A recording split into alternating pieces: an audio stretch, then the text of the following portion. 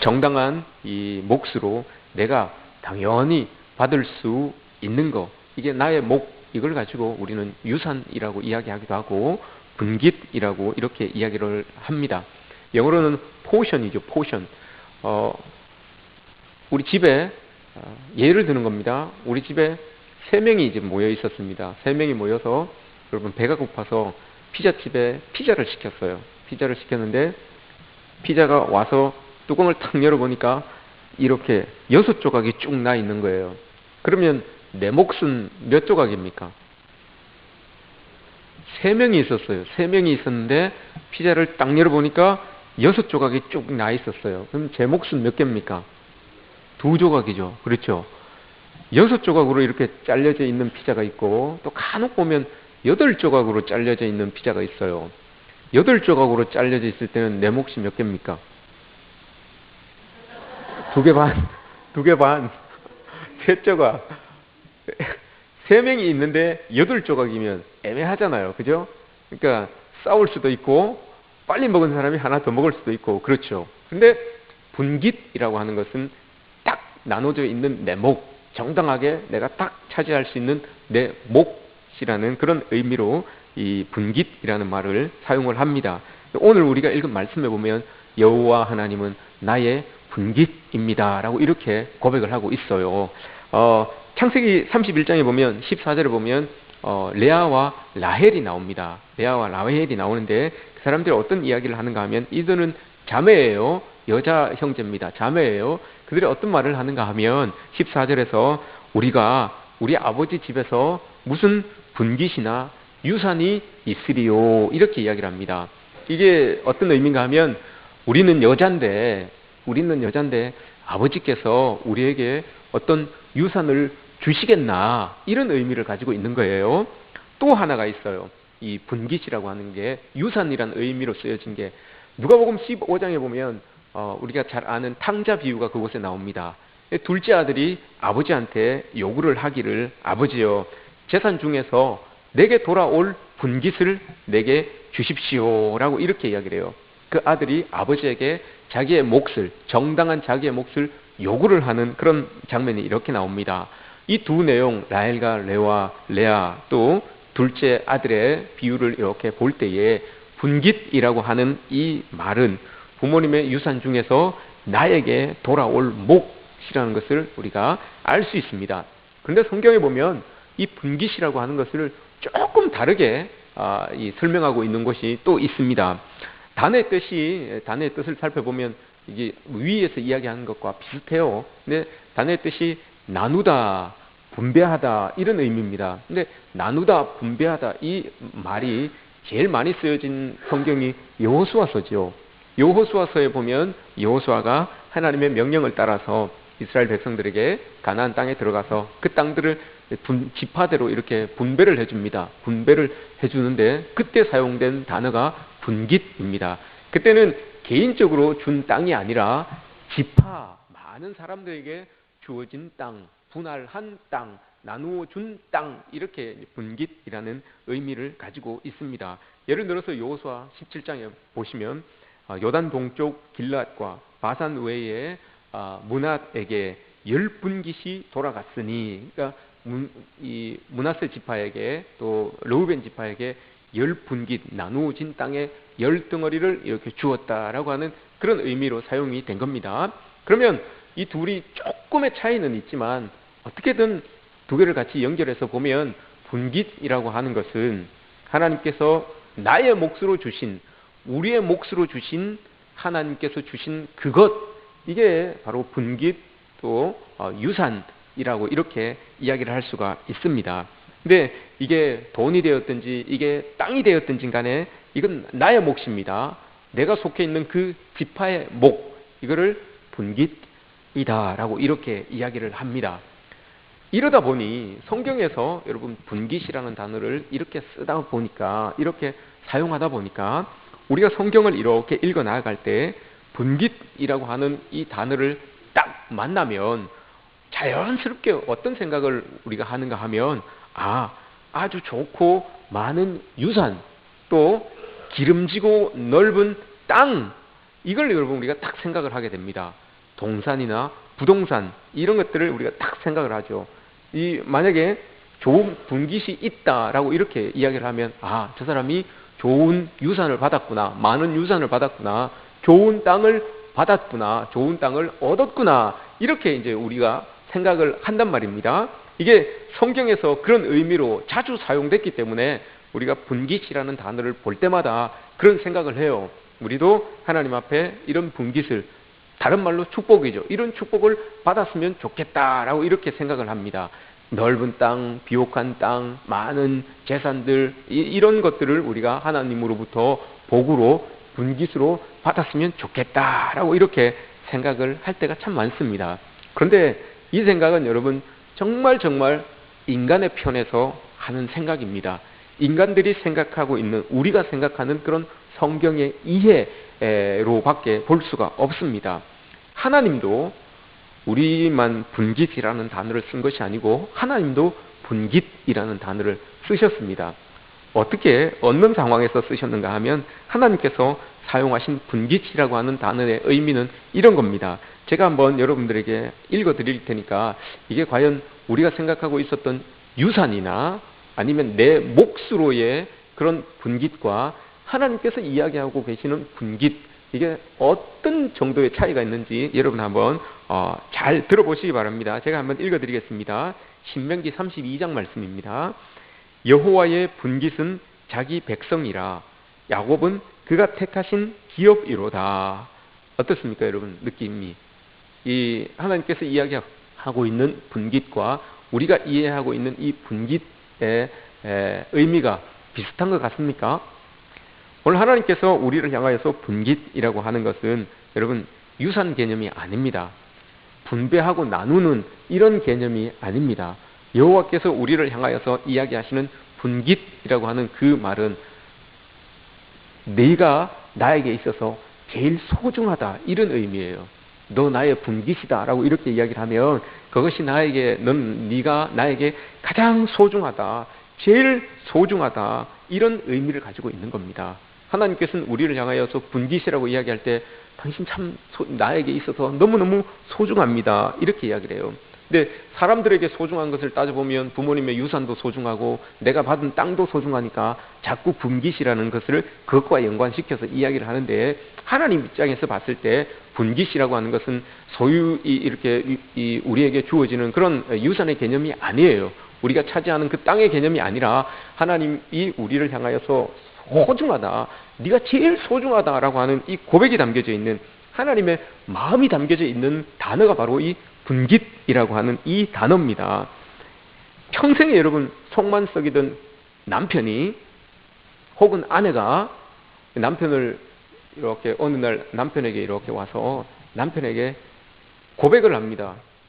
여보, 사실은 당신이 이 세상에서 나에게 제일 소중해 라고 이렇게 딱 고백을 했어요.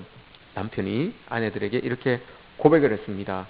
그럼 그 아내들은 그 고백에 대해서 어떻게 반응을 해야 됩니까? 어떻게 대답을 하시겠습니까? 여러분에게 그렇게 말씀을 했어요. 여러분들의 남편분들이 여러분들에게 당신이 참 내 인생에 제일 소중한 사람이에요 라고 이렇게 다 고백을 했어요. 그럼 여러분들은 뭐라고 고백을 하겠습니까? 나도 그렇게 고백을 해야 되죠. 근데 여러분 또 이 사람이 또 용돈이 필요한가, 또 이렇게 생각을 하면 안 돼요. 이 사람이 또 뭘 또 잘못했나, 주식을 다 날렸나, 이런 생각을 하시면 안 되는 거예요. 나도 이렇게 고백을 해야 되는데, 이 인간아 이제 알았나, 이제 철드네, 이렇게 이야기를 하면 분위기가 깨지는 거예요. 완전히 깨지는 거예요. 당신은 참 나의 소중한 사람입니다 라고 이렇게 이야기를 하면 나도 그렇게 대답을 해줘야 되는 거예요. 당신도 참 나의 소중한 사람입니다 라고 이렇게 대답을 해줘야 되는 겁니다. 여러분 하나님께서 그렇게 말썽을 부리고 있었던 이스라엘 백성들을 향하여서 사랑을 고백한 거예요.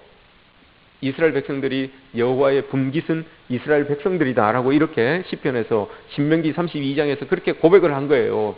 그러면 이스라엘 백성들이 여러분 어떻게 고백해야 된다고요? 나도 어떻게 한다고요? 나도 어떻게 나의 분깃도 하나님입니다. 이렇게 고백을 해야 되는 거잖아요. 그죠?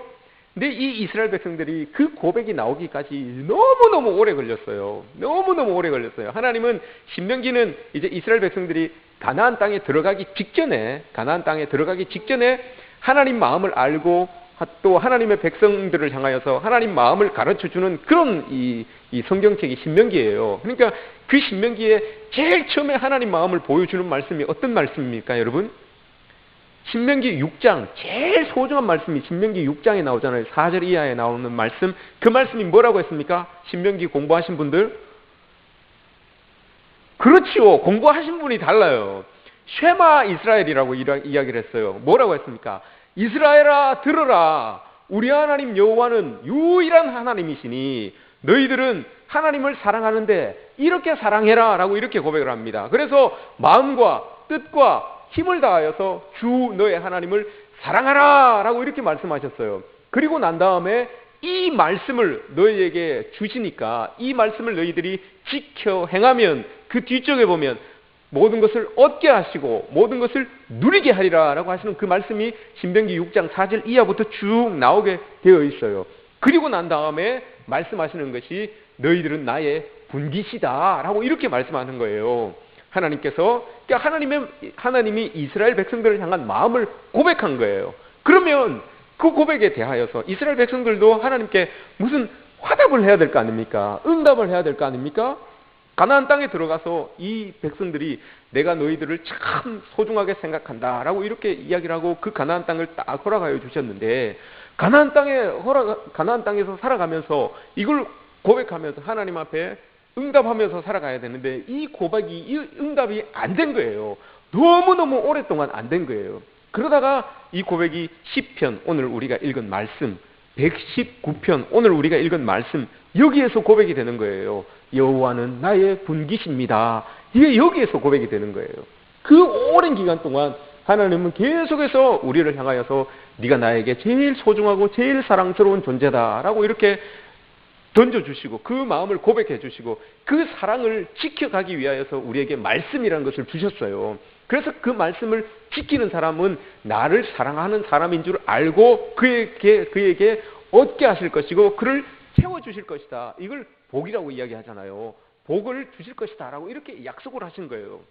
근데 이걸 이스라엘 백성들이 반응을 못했어요. 나도 하나님이 나를 사랑하는 것만큼 나도 하나님을 사랑합니다 라고 이렇게 고백하지 못하고 반응을 못했던 거예요. 근데 그 반응이 오늘 우리가 읽었던 말씀 신명기 73장과 시편 73장과 오늘 119편에서 이제서야 반응이 되는 거예요. 하나님, 우리도 하나님을 제일 사랑합니다. 하나님을 가장 소중하게 생각합니다 라고 이렇게 반응하면서 나가게 된 겁니다.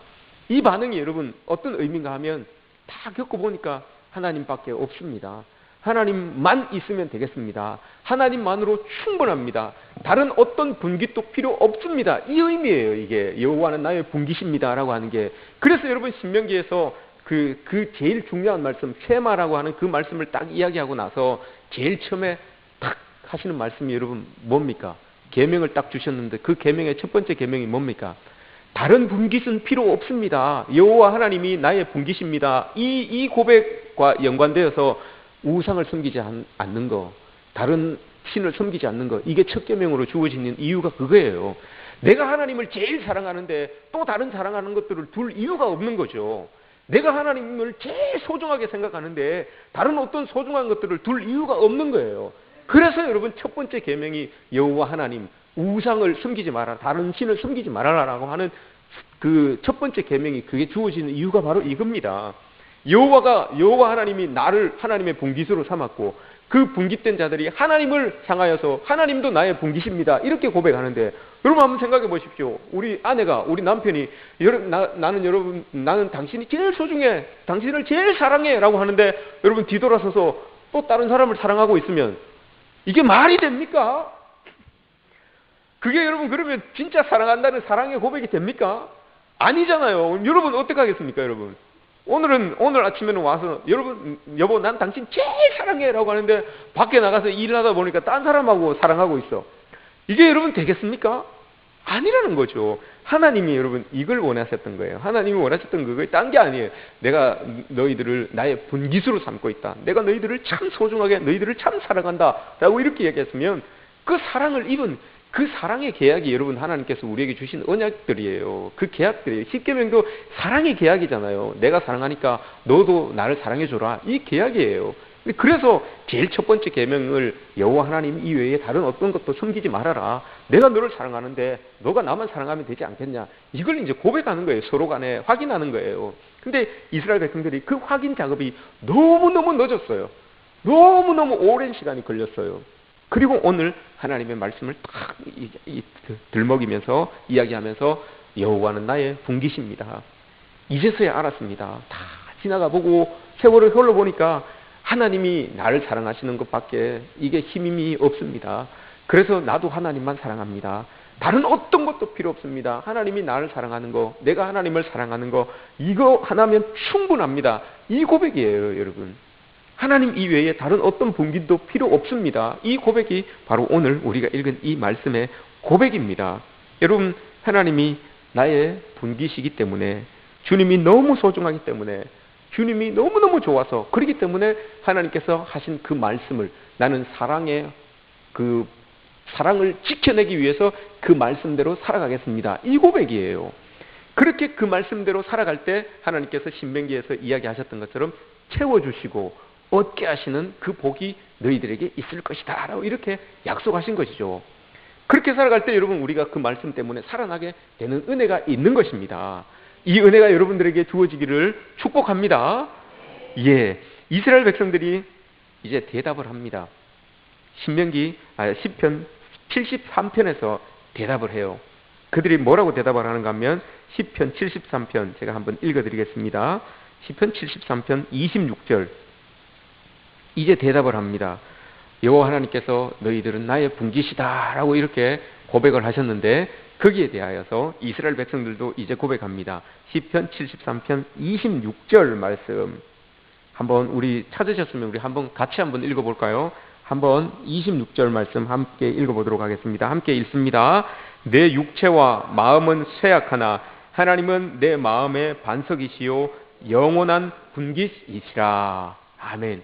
이제 고백되는 거예요. 내가 쭉 겪어보니까 내 마음도 상하고 내 육체도 다 상했는데 이거 다른 어떤 거 의지할 것도 없고 잡고 있을 것도 없고 보니까 이제야 깨닫습니다. 하나님이 제일 중요합니다. 나 하나님만 사랑합니다. 이제 고백하는 거예요. 그 오랜 기간 동안 하나님의 그 사인을 계속해서 사인을 주셨지만 그 사인에 반응하지 못하고 이제서야 이제 고백하게 되는 것을 봅니다. 여러분 하나님이면 충분하십니까? 하나님 한 분으로 여러분 충분하십니까? 하나님만으로 여러분들의 분깃을 삼으실 수 있으시겠습니까? 이런 삶이 여러분 우리를 살리시는 삶이라는 것을 믿으시기 바랍니다. 이런 맥락에서 오늘 시편 119편이 쓰여진 겁니다. 57절 말씀을 보시면 오늘 말씀에서 하나님이 나의 분깃입니다. 그래서 내가 하나님의 말씀을 지킵니다 라고 이렇게 나와 있죠. 표준 세번역이 있어요. 성경의 번역본을 보면 표준 세번역은 이 원어를 가장 가깝게 직역해서 번역해 놓은 책입니다. 성경책입니다. 거기에는 오늘 본문을 어떻게 해석하고 있는가 하면 주님은 나의 분깃, 주의 말씀을 지키기로 약속합니다. 이렇게 번역이 되어 있어요. 여기에 접속사가 하나 빠져 있죠. 그래서라는 접속사가 하나 빠져 있습니다. 주님은 나의 분깃입니다. 그래서 내가 주의 말씀을 지키겠습니다. 라고 약속합니다. 이 말이에요. 이게 여러분 별 의미 없이 이렇게 읽을 수도 있지만 이거 잘 읽으셔야 됩니다. 우리 신앙생활에 있어서 이게 전환점이 될 수가 있어요. 왜냐하면 우리가 한번 생각을 해보십시오. 여러분들이 하나님의 말씀을 잘 지키고 주의 약속대로 살아가면, 주의 말씀대로 살아가면 우리가 주의 분깃, 하나님께서 허락하여 주신 그 은혜를 받습니까? 못 받습니까? 주께서 허락하여 주신 우리를 향하여서 약속해 놓으신 그 축복들을 여러분 받습니까? 못 받습니까? 받으시기를 원하십니까? 못 받아도 되겠습니까? 받아야 되는 거죠. 당연히 받아야 되는 거예요. 그죠? 하나님의 말씀을 우리가 잘 지키면 주의 계명들을 잘 지키고 신앙생활을 열심히 하면 하나님께서 이 분깃을 주실 것이다, 축복을 주실 것이다 라는 이런 믿음을 가지고 우리가 신앙생활을 합니다. 그죠? 그런데 이게 조금 바뀌어야 됩니다.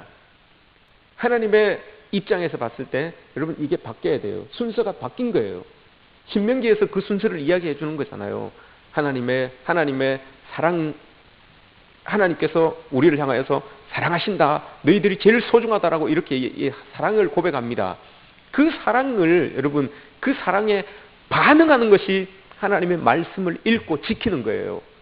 그렇게 될 때 그 말씀이 우리에게 복을 주시고 또 하나님께서 계획하신 것을 이루어 주시는 그 과정이 이렇게 단계가 있어요. 제일 앞에 베이스로 깔고 가야 되는 게 여러분 뭐라고요? 하나님의 말씀, 하나님의 사랑. 그 사랑, 하나님이 나를 사랑하신다, 온전히 하나님이 나를 제일 소중하게 여겨주신다, 이 말씀이 여러분 깔려 있어야 되는 거예요. 그리고 난 다음에 그 표현으로, 그 사랑에 나도 그럼 하나님을 그렇게 사랑합니다 라고 하는 그 표현으로 하나님의 말씀을 지켜나가는 거예요. 그렇게 될 때 하나님이 허락하신 그 은혜들이, 복들이 우리에게 주어진다는 거죠. 근데 이걸 잘못 이해하고 하나님의 그 앞에 거 빼놓고, 여러분 앞에 거 빼놓고 하나님의 말씀만 우리가 잘 지키고 살아가면 주께서 복을 주신다라고 이렇게 믿고 가면, 이게 여러분 잘못되면 율법주의가 되는 거예요. 이게 율법주의가 되는 거예요. 그래서 막 이렇게 열심히 하고 있는데도 안 되면 신앙을 잃게 될 수도 있어요. 신앙이 흔들릴 수도 있어요. 내가 이게 그렇게 해서 여러분 이 목사님들이 자기의 권위를 세우는 방법이 될 수가 있어요. 이렇게 되면 안 돼요. 하나님의 말씀을 여러분 봉사하십시오, 그러면 하나님 복 주십니다. 여러분 헌신하십시오, 하나님 복 주십니다. 이렇게 여러분 하면 안 돼요. 헌신의 목적이 있어요. 헌신하는 이유가 있습니다. 봉사하는 이유가 있어요. 그 이유는 하나님이 나를 사랑하신 것처럼 내가 하나님을 그렇게 사랑하니까 그 반응으로 여러분 봉사하고 헌신하고 섬기고 이렇게 하는 거예요. 그게 빠져버리면 봉사라는 것이, 헌신이라고 하는 것이 나에게 짐이 될 수 있어요. 그래서 그게 때때로 내 마음에 맞지 않는 일들을 할 때, 혹은 이상한 소리를 들었을 때 그게 아픔이 될 수 있고 상처가 될 수 있는 거예요. 그런데 조금 더 깊이 하나님이 나를 사랑하시고 내가 하나님을 사랑한다는 그 표현으로 여러분 우리가 섬기고 봉사하고 헌신하고 하면 아무리 어려운 상황 속에 있어도 그 믿음이 흔들리지 않는 거예요. 아무리 여러분 누가 엉뚱한 소리를 해도 그 말 때문에 마음이 아프지 않는 거예요. 당신은 그런 말을 해도 나는 내가 하나님을 사랑하는 그 표현을 이것으로 하고 있기 때문에, 내가 하나님을 사랑하는 그 마음을 이것으로 담아내고 있기 때문에 전혀 상관없습니다 라고 이렇게 툴툴 털고 하나님의 자리에서 하나님의 일을, 여러분들에게 주어진 그 일을 잘 감당할 수 있게 되는 겁니다. 이게 여러분 오늘 하나님께서 우리에게 말씀하시는 여호와는 나의 분깃입니다, 또 여호와께서 우리를 향하여서 네가 나의 분깃이다 라고 하는 말의 뜻입니다. 그렇게 받아들이고 하나님의 말씀을 우리가 읽고 그렇게 반응하며 나아갈 때 그 말씀에 하나님이 은혜를 주시고 또 우리에게 허락하여 주시는 그런 복들을 우리에게 주시는 거죠. 그 복으로 우리가 살아나게 되는 겁니다. 이게 순서가 바뀌면 안 돼요. 순서가 바뀌면 여러분 이상하게 돼요. 우스갯소리로 여성문제연구소가 있어요. 이 순서를 바꾸면 문제여성연구소가 되죠. 이거 의미가 달라지는 거예요. 완전히 달라지는 거예요. 여성들이 가지고 있는 문제를 막 이렇게 연구하는 연구소가 되어야 되는데, 이 순서가 바뀌어지면 문제 많은 여성들만 연구하는 그런 연구소가 되면 안 되잖아요. 하나님의 말씀이 순서가 조금 바뀌면 여러분 왜곡될 수가 있고 우리의 신앙이 흔들릴 수가 있다는 거예요. 이 하나님 말씀이 이런 겁니다. 여러분, 하나님께서 우리를 사랑하시는 표현이 이 말씀으로 우리에게 주어졌습니다. 또한 우리가 하나님을 사랑하는 그 표현을, 이 말씀을 지킴으로 우리가 이루어갈 수 있습니다. 이 사랑의 표현을 여러분 하나님의 말씀을 지켜가며 행함으로 나타내시는 여러분들 되시기를 주님의 이름으로 축복합니다. 그러면 여러분, 우리 모두가 다 하나님은 나의 분깃입니다 이렇게 고백할 수 있으십니까? 한번 고백해 봅시다. 하나님은 나의 분깃입니다. 손을 가슴에 탁 대시고, 연약한 이 무릎이나 팔에도 이렇게 대시고, 하나님은 나의 분깃입니다. 이게 여러분 어떤 뜻이라고요? 하나님 한 분만이면 그걸로 충분합니다. 다른 어떤 분깃도 원하지 않습니다. 이게 이 고백이에요. 하나님은 나의 분깃입니다. 그러면 여러분들이 다 하나님은 나의 분깃입니다 라고 이렇게 고백하셨어요. 고백하셨습니까? 그 위층에도? 오늘도 여러분 위층에는 지난주만큼 앉아 계세요. 오늘도 지난주만큼 앉아 계세요. 더 앉아 계십니까? 두 분이 더 앉아 계십니다. 지난주보다 20명이 더 넘게 앉아 계세요. 오늘 하나님이 나의 분깃입니다 라고 이렇게 고백하신 분들은 그럼 체크를 해보십시오. 진짜 하나님이 나의 분깃인지. 체크리스트가 오늘 우리가 읽은 본문 말씀이에요. 내가 하나님이 나의 분깃입니다 라고 하는 사람들은 이런 모습이 있어야 된답니다. 첫 번째, 주님의 계명을 신속히 지키고 애쓰는 사람입니다. 60절 말씀입니다. 오늘 60절 말씀 제가 읽어드립니다. 주의 계명들을 지키기에 신속히 하고 지체하지 아니하였나이다. 하나님이 나의 분깃인 사람은 여러분 하나님의 계명, 하나님의 말씀이 딱 떨어졌을 때 신속히 여러분 그게 땅에 떨어지지 않도록 내가 얼른 받아서 내 것으로 만든다는 말이에요. 이걸 표준 세번역으로 다시 읽어드리면 이렇습니다. 내가 주의 말씀이 떨어질 때 머뭇 그러지 않고 지키겠습니다. 내가 주의 말씀이 떨어질 때에 갈등하지 않고 지키겠습니다. 내가 주의 말씀이 나에게 감동을 주실 때에 계산하지 않고 지키겠습니다.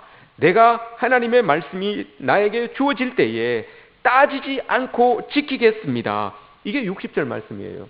이게 하나님이 나의 분깃입니다 라고 고백한 사람들의 삶의 모습이라고 하는 겁니다. 여러분 하나님의 말씀이 떨어지실 때 머뭇거릴 필요가 없습니다. 이거 따지고 자시고 할 게 없습니다. 이거 가지고 계산할 이유가 없습니다. 하나님 한 분으로 충분한데 하나님 말씀이 떨어지면 그 말씀 가지고 우리가 살아가면 되지. 이게 나에게 무슨 유익이 있나, 이게 어떤 나의 생활에 미치는 영향이 뭘까, 이래저래 따질 이유가 없다는 거예요. 이게 첫 번째 하나님이 나의 분깃입니다 라고 하는 사람들의 모습이고요. 두 번째 말씀입니다. 두 번째는 61절입니다. 61절 제가 읽어드리겠습니다. 61절 악인들의 줄이 내게 두루 얽혔을지라도 나는 주의 법을 잊지 아니하였나이다. 이 말씀이에요. 이것도 제가 표준 세번역으로 읽어드리면 악인들이 나를 해하려고 둘러쳐서 내가 고난 중에 있을지라도 나는 주의 말씀을 꼭 붙들고 있겠습니다. 이 말이에요. 여러분 하나님이 나의 분깃인 사람은 어떤 어려움 속에서도 여러분 이거 꼭 하나님 말씀 붙들고 있는 사람이에요. 악인이 여러분 나를 칭칭 감으면 얼마나 힘든 상황이겠습니까? 얼마나 여러분 괴로운 상황이겠습니까? 내가 옴짝달싹 못하도록 사방팔방으로 나를 우겨싸고 있는데 내가 여러분 그런 상황에 처하면 나를 도울 수 있는 어떤 사람을 찾든지 어떤 방법을 찾든지 어떤 수단을 찾을 텐데 그럴지라도 나는 주의 말씀을 붙들고 살아가겠습니다. 이런 의미예요. 하나님이 나의 분깃인 사람은 이런 삶을 사신다라고 이렇게 이야기를 합니다. 여러분 어떠십니까? 여러분 고난 중에 있으십니까? 여러분 어려운 상황 속에 처해 있으십니까? 그럴지라도 주의 말씀을 꼭 붙들고 지금 계십니까? 그렇기를 원합니다. 마지막으로 우리 하나님을 나의 분깃으로 살아가는 사람은 이런 사람입니다.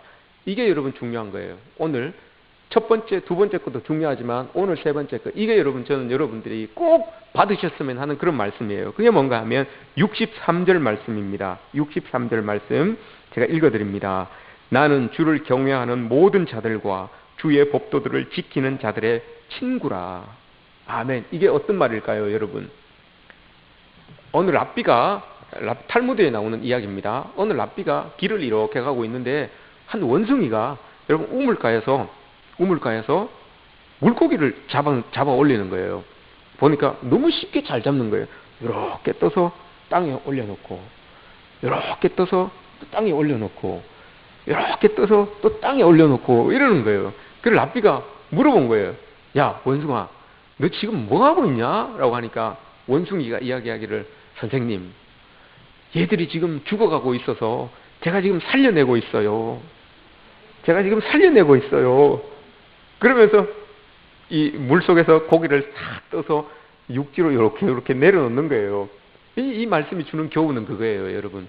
세상의 사람들은, 하나님을 모르는 사람들은 자기가 행하는 일이 사람을 살리는 일이라고 생각을 한다. 자기가 하는 일들을 사람을 살리는 일이라고 생각해서 그게 정말 살리는 일인지 죽이는 일인지 모르고 일을 하는 사람들이 많다라고 이렇게 이제 그 교훈을 주기 위해서 그걸 한 거예요. 오늘 여러분, 오늘 63절의 말씀이 그거예요, 여러분. 우리가 그리스도인들이 이 신앙 공동체 안에서 세상을 살아갈 수 있는 힘을 얻는다는 겁니다. 우리가 세상에서 살아갈 때 하나님을 믿지 않는 사람들과 관계하면서 살아가잖아요. 그런데 세상의 사람들은 이게 죽이는 법인지 살리는 법인지, 이게 죽는 길인지 사는 길인지도 모르고 그 길로 그냥 가는 거예요. 그 방법을 행하면서 살아가는 거예요. 거기에 여러분 우리가 그냥 따라가면 안 된다는 거죠. 그래서 하나님을 믿는 사람들, 하나님을 나의 분깃으로 삼고 살아가는 사람들은 이 공동체 안에서 살리는 법을 알고 있는 사람들과 살아가는 길을 알고 있는 사람들과 함께 힘을 얻어서, 그 원동력을 얻어서 세상에 나아가서 그 힘을 가지고 세상을 변화시키며 살아갈 수 있는 사람들이다. 그래서 하나님의 법도를 따르고 하나님의 율법을 지키는 그 사람들이 나의 친구 삼아서 살아갈 수 있습니다. 이 말이에요, 이게. 우리 모두는 하나님을 나의 분깃으로 믿고 살아가는 사람들이기 때문에 이렇게 할 수가 있는 겁니다. 올 한 해 여러분 모두가 하나님을 나의 분깃으로 믿고 따르시기를 축복합니다. 그렇게 따르는 서로가 여러분 격려하고 위로하고 힘을 주시는 우리 모아교회 성도님들의 삶이 되시기를 주님의 이름으로 축복합니다.